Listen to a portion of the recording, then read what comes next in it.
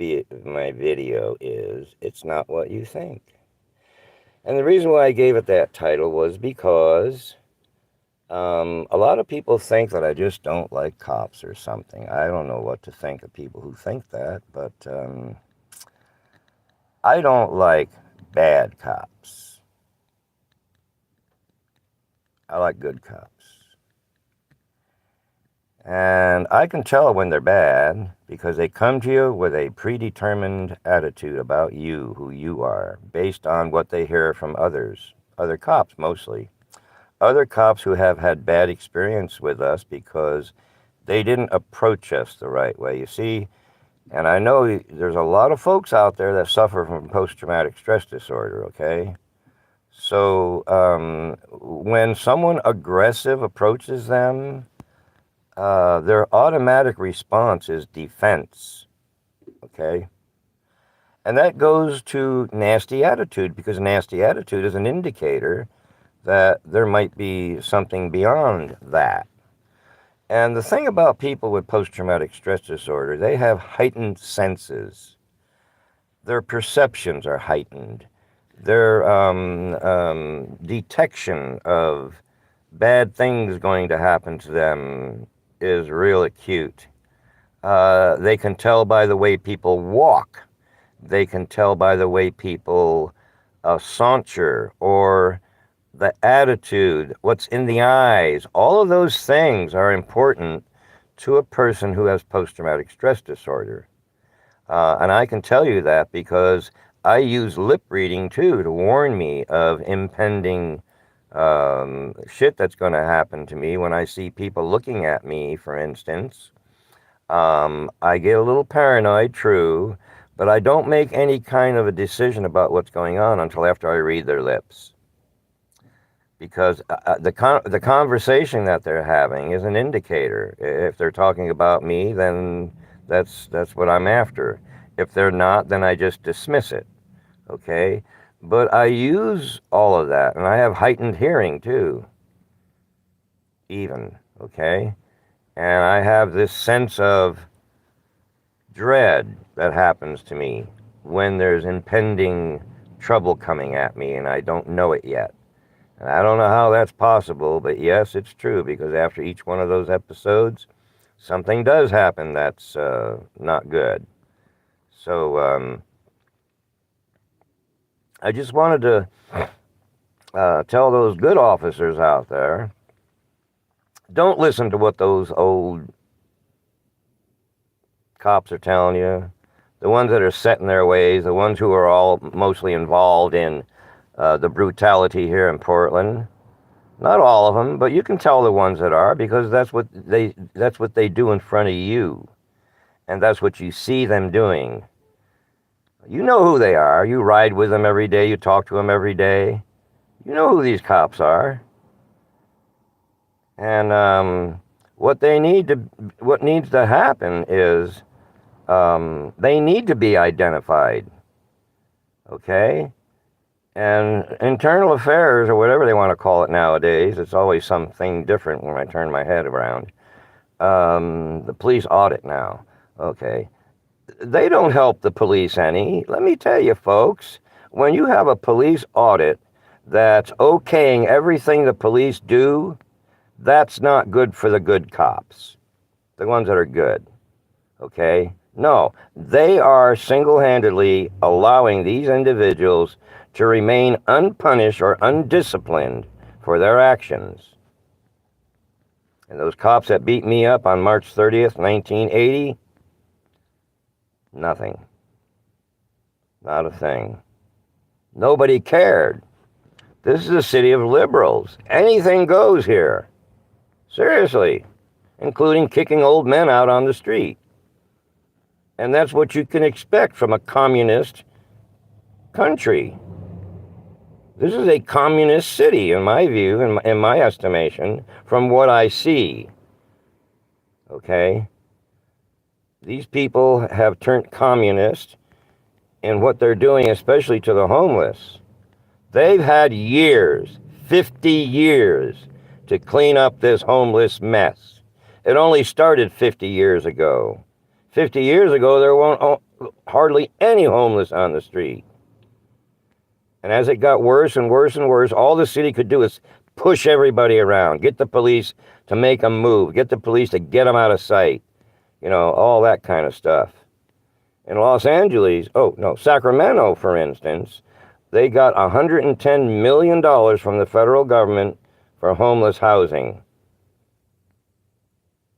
The police department in Sacramento got 80 million of those dollars to hustle the homeless around, make them move almost every day from where they were.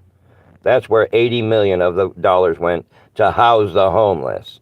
And that's what they're doing here in Portland. They have $159 million right now in their lap.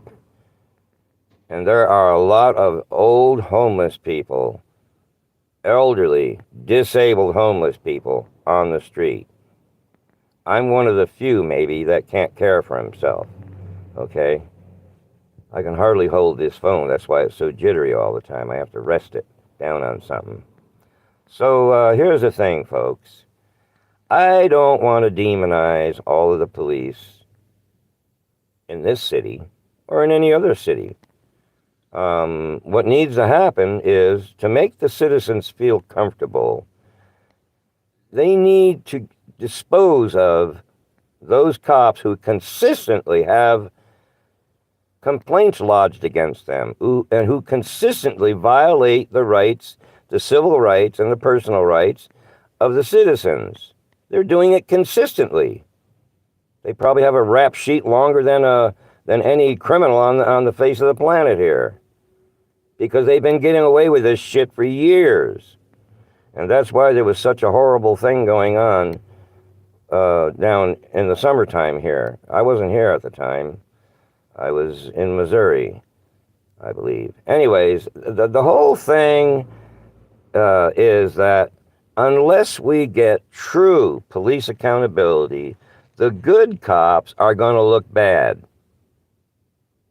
That's all there is to it. Because people, when I see a blue uniform coming at me, I immediately start getting heart racing, palpitations, anxiousness, all of those things, okay? Until I recognize who the cop is, who the officer is. When I recognize him, finally, and get to see him or her, then I know for sure, one way or the other.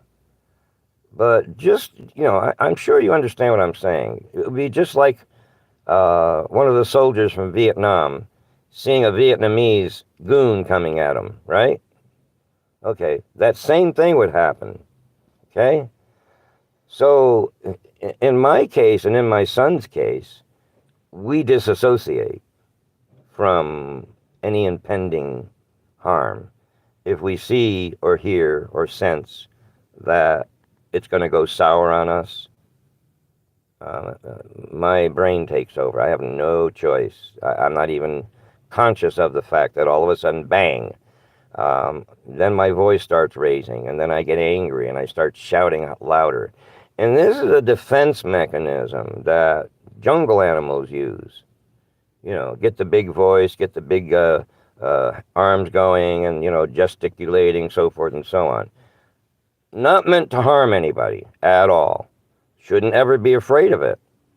Normally, and I say normally, 99% of the time, that person does not do any violence unless violence is done on him. Okay? See, the thing is, I've heard that when you're in disassociation, you're not going to do anything that you wouldn't normally do when you're not. Okay? In other words, I don't all of a sudden become a bank robber when I disassociate, okay? Or anything else for that matter.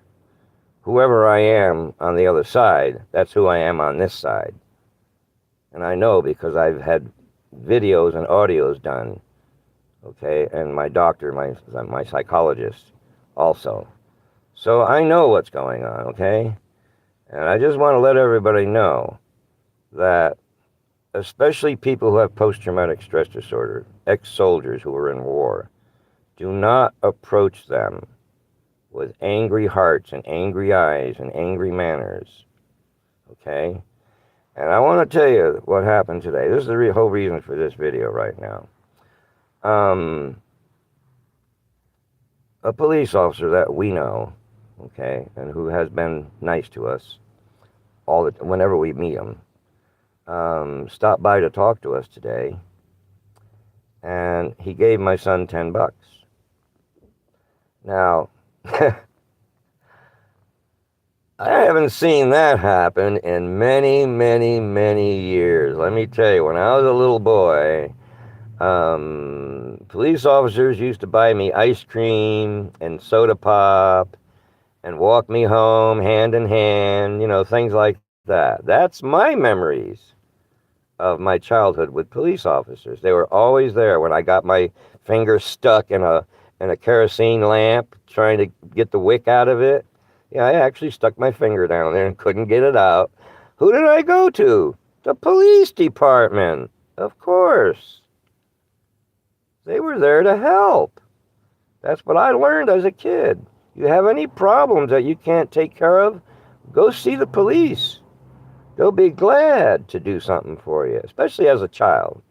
And they were absolutely having a hilarious time with my finger. It was this finger, too. A hilarious time with how are we going to get that off of him? And they had to actually get tin snips and everything and wreck it open. And they tried putting grease on it and all that shit, but my knuckle was way down in there and the skin was keeping it from coming out. So they had to wreck this kerosene lamp, and it was one of the metal ones, the base of a with a globe on it. And it was funny because they had to actually take the whole thing and wreck the whole thing and get down to where the ring was, and then they had a tool where they just cut the ring off my finger and then twisted it over.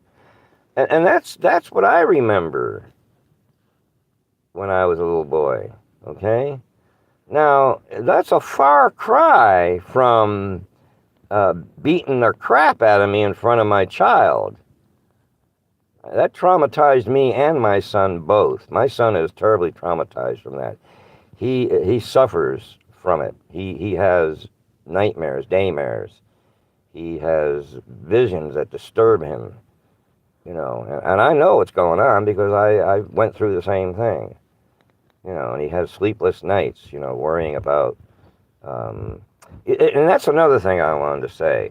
When you're homeless like that and you've been a victim a few times, all right, just in the last year,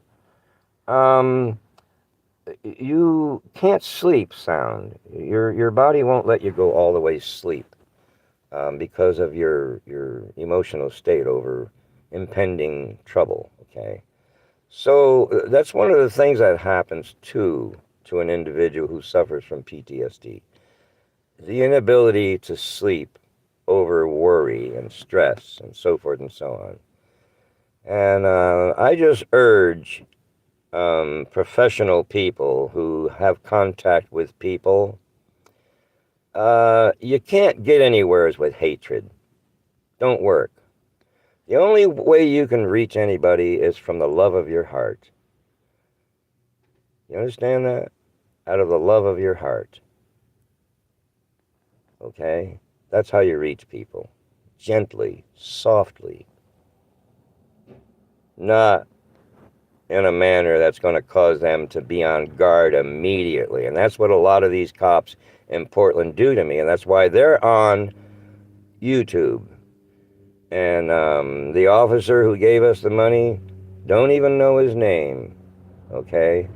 But the purpose of my video here is kind of like, I just all of a sudden thought, gee, I wonder if people sit around thinking that I hate cops, And I don't. I just hate the bad ones, the brutal ones, the nasty ones. That's all. So, folks, I'm kind of done with this. I hope you liked what I had to say. I try to express wisdom if I can. And let me say one more thing. Your word. When I grew up, your word was your bond. handshakes made deals, and your word made a deal. Your honesty made the deal. And that's how we did business in New York. Trust. Hard to trust, I know. Very hard to trust, especially when you've been burnt a lot of times. But here's the thing. You can't hate the whole of humanity for what a few people do to you. Okay? You can't. So I leave you with those words. Goodbye.